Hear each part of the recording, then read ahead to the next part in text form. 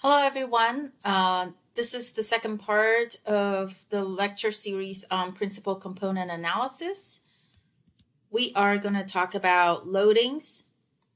We already talked about how loadings are calculated in our previous lecture, so today we're going to review that.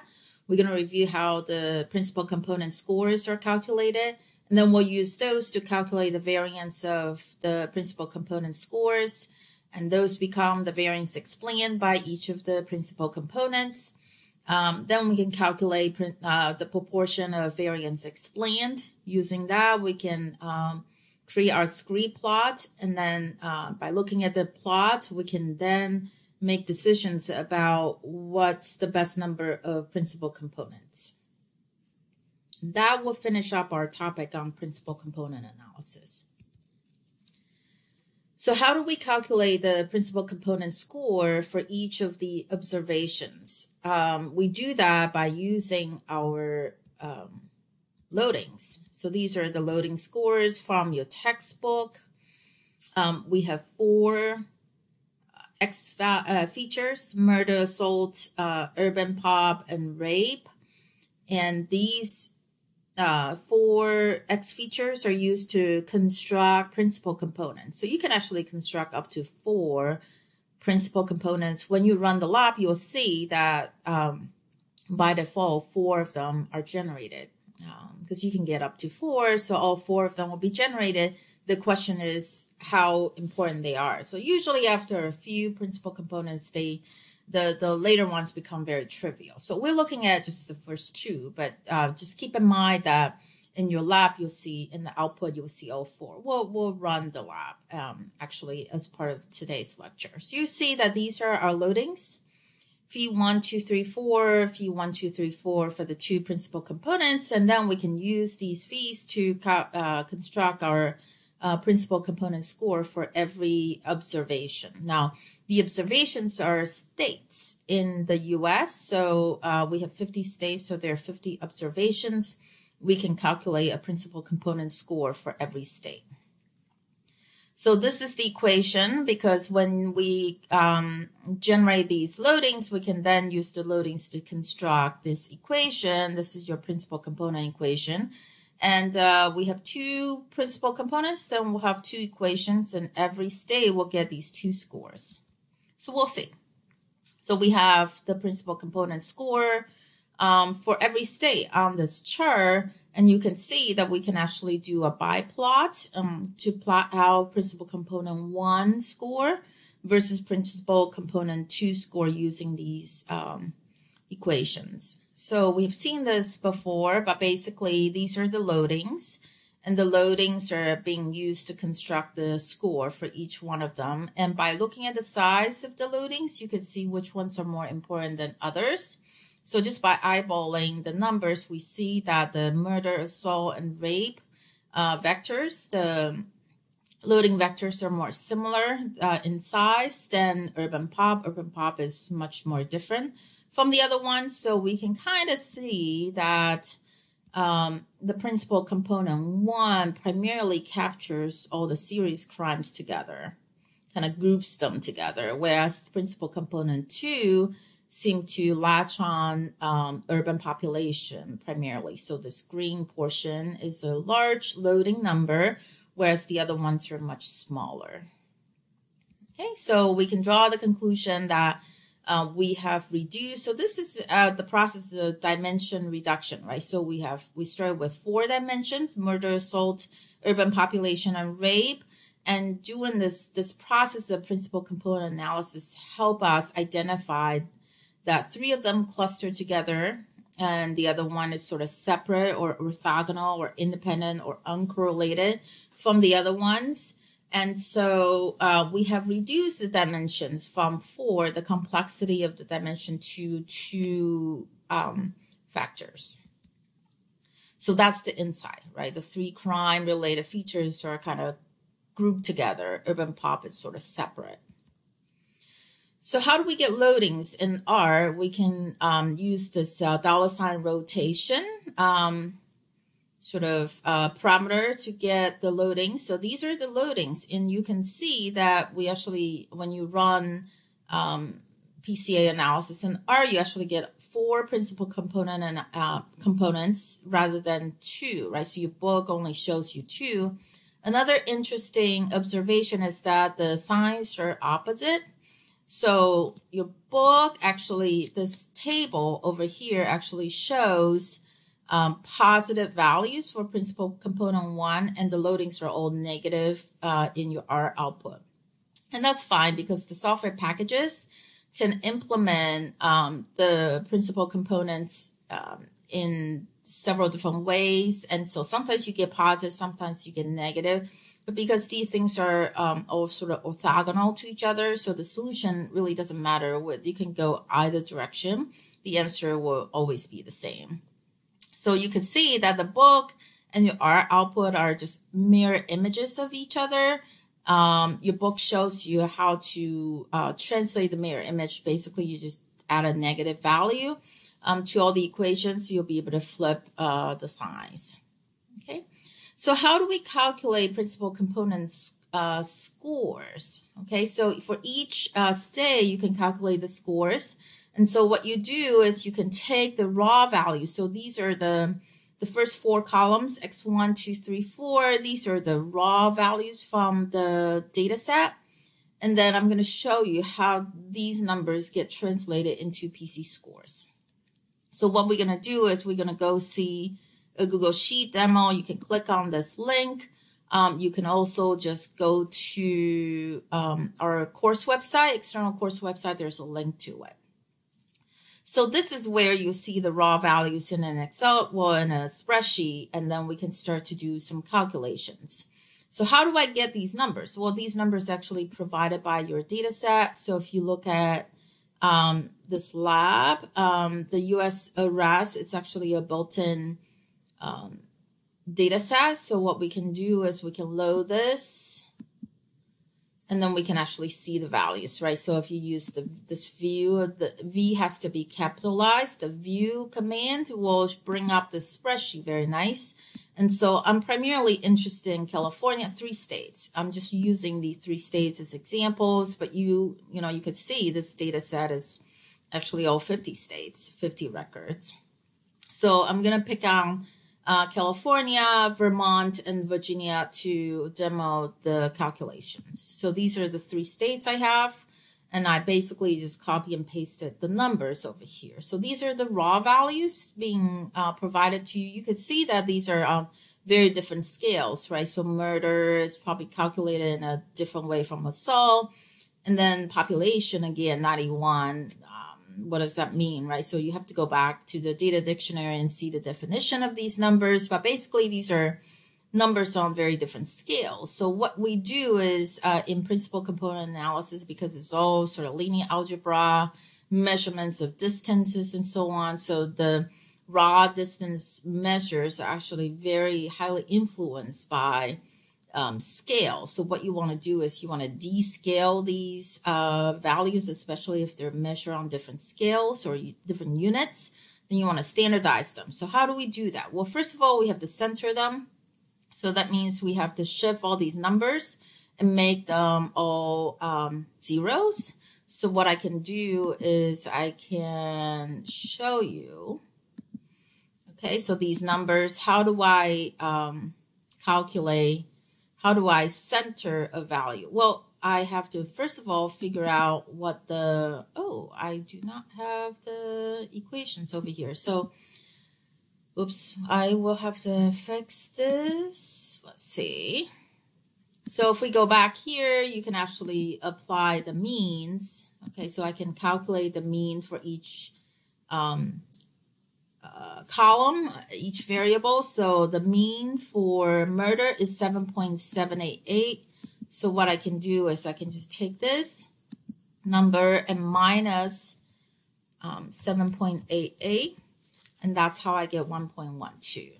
Okay, and then I can apply that formula all the way down, and that's how I get all these different values. So this is how I have centered the murder. So this is not centered yet. But once I deduct the mean from these values, then these numbers are centered, meaning that they will average to 0.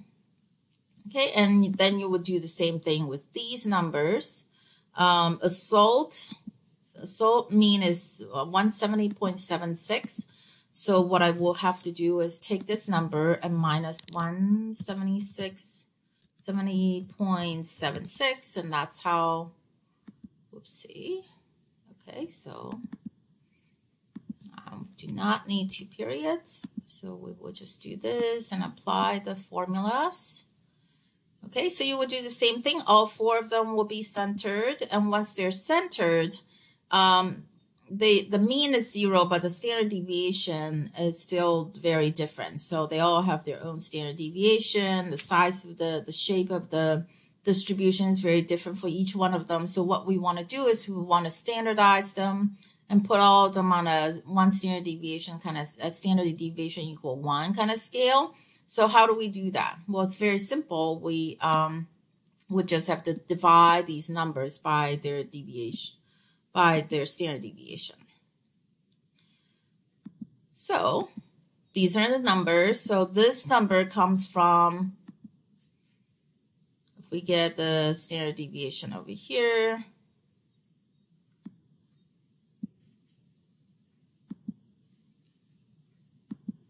so what we want to do is we don't want to just get variance. I want to get standard deviation. Okay.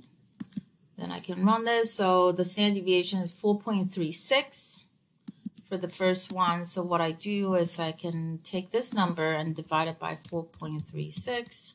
And that's how I get the standardized score for the first one, the second one, and so on. Okay, and then all these have been calculated, so I'm going to skip them. But basically, that's how these numbers are calculated. And these are now my centered and standardized scores, all 4 columns. You see how different they are from the original. And that's fine, but these are basically the numbers I'm working with for principal component analysis, not the raw scores anymore.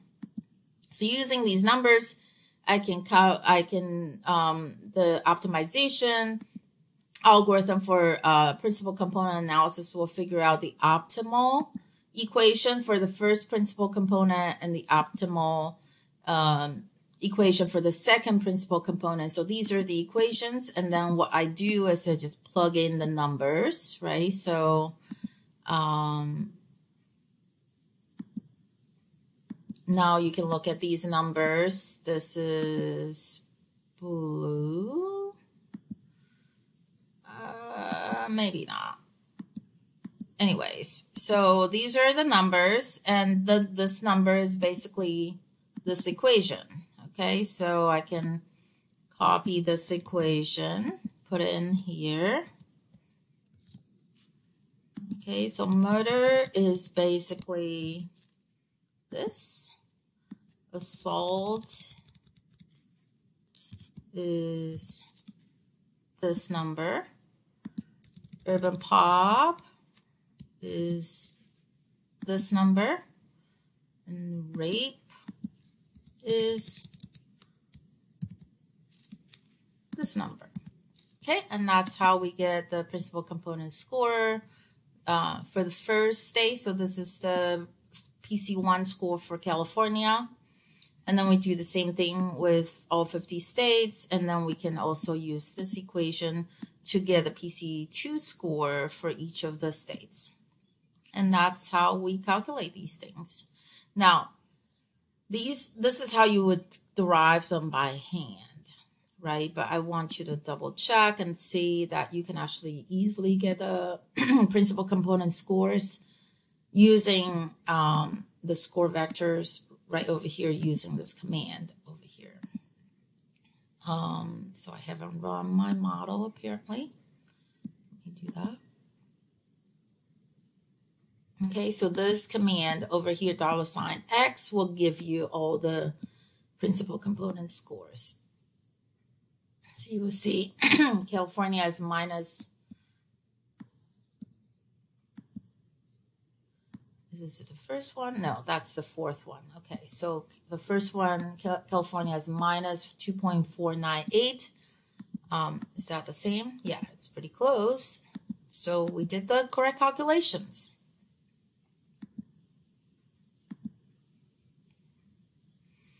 So these numbers, we were trying to figure out how to calculate these, and we just seen how to do that by hand. And also R has a very convenient command that will list all these for you.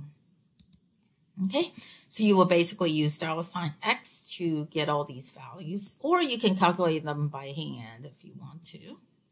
Right, so these are the numbers before center and scaling. The scores are calculated based on numbers that are after center and scaling.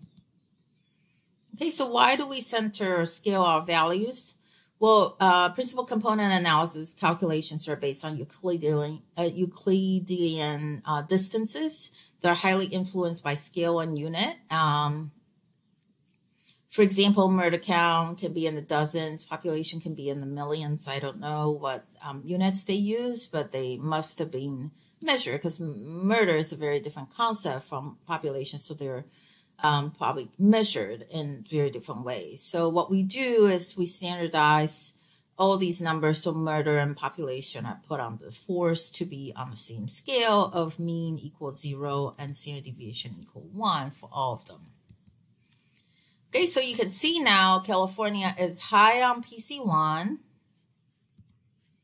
high on PC2. So using the scores, we can actually figure out where what the score, PC1 score and PC2 score is for California, for Vermont, for Virginia, and put them on all these different scales, right? So you could see California is over here.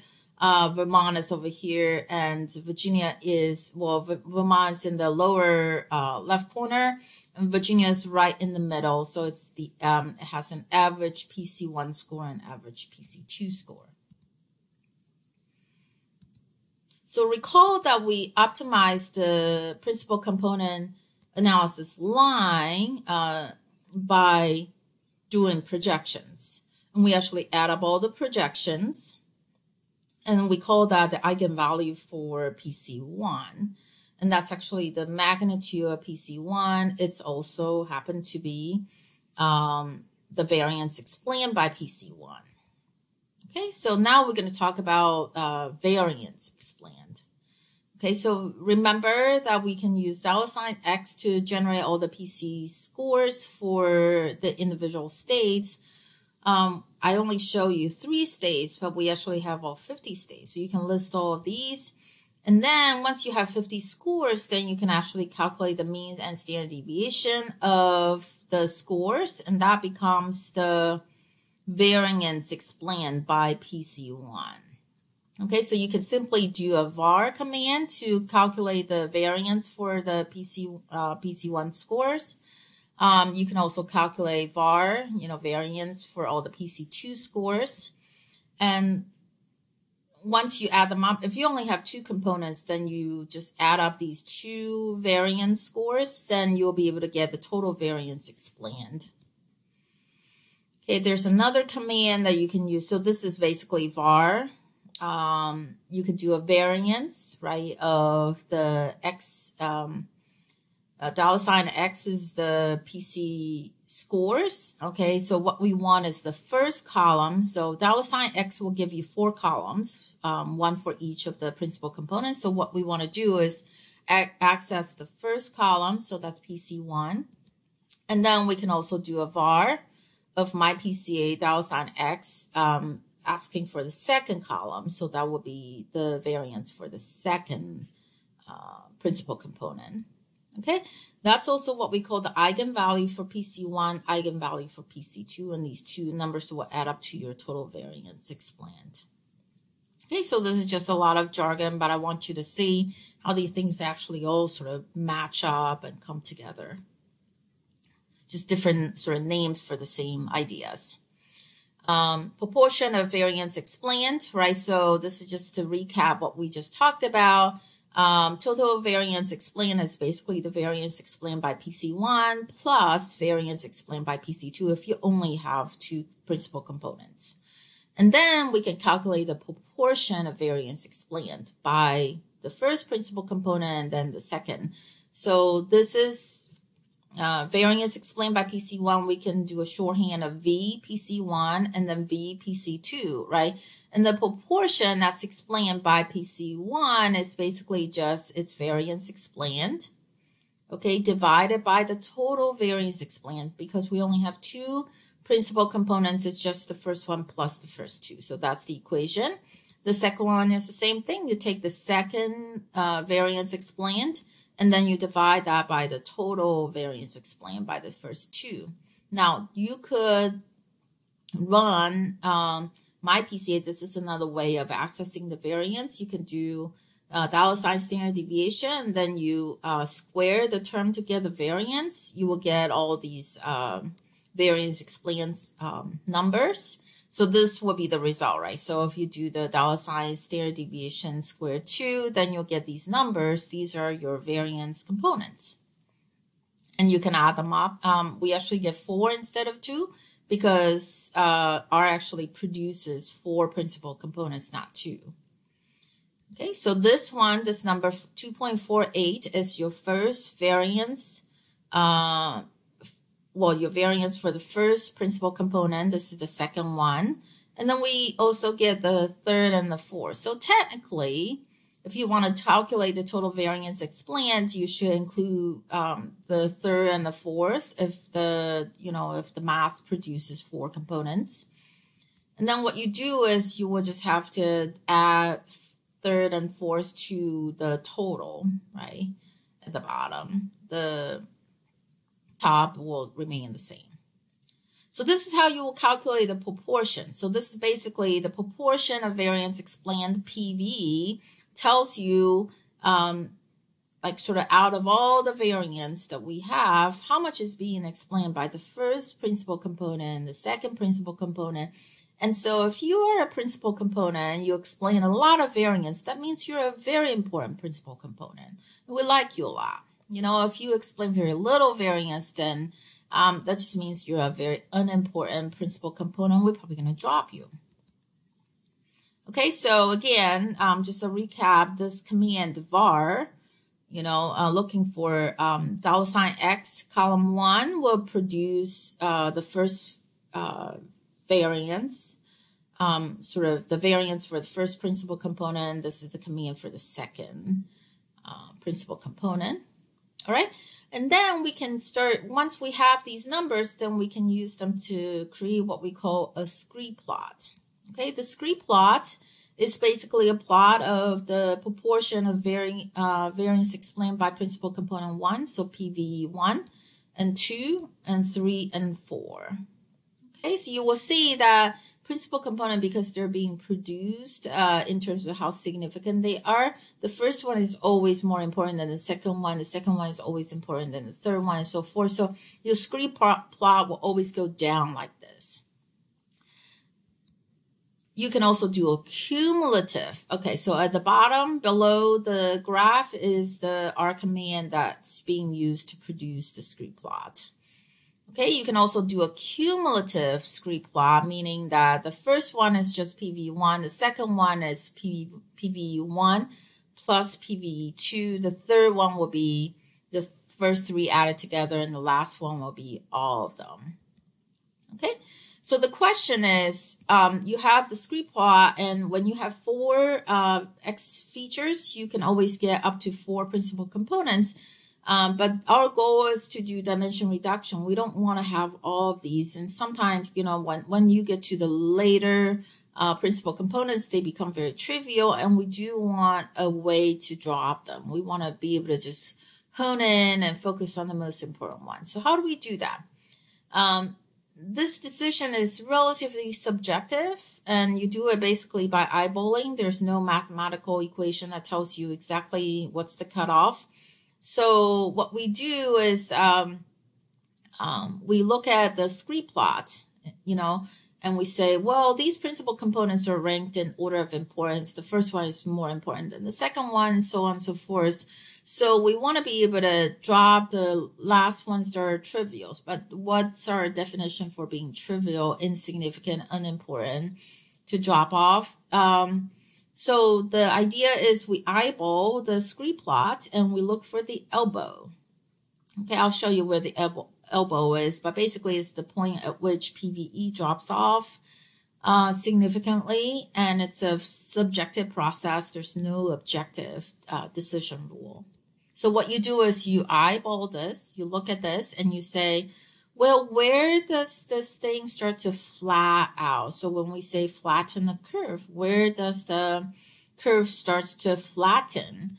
And that's actually the point over here. So that looks like a point where, you know, sort of we're getting diminishing returns from our principal components. And the first two already took a big chunk of the variance, and we're pretty happy with the variance they're able to explain, and we're not going to bother with the third one and fourth one. And so maybe that's our cutoff. But again, you know, different managers, different decision makers, different analysts may make different decisions. That may depend on the situation, the problem you're trying to solve, and how many, whether you're allowed to have lots and lots of principal components, or are you pretty constrained and you need to really get them down to a small set. It's all up to you, and you have all four. You can decide which ones you're going to pick, but you're always going to pick the first few, right? You're going to drop off the remaining because these are order in terms of significance. Okay, so this is just a recap of the new commands we have learned today. So the highlighted ones are the new commands that we look at today. And that's it. Thank you very much. I hope you enjoyed principal component analysis.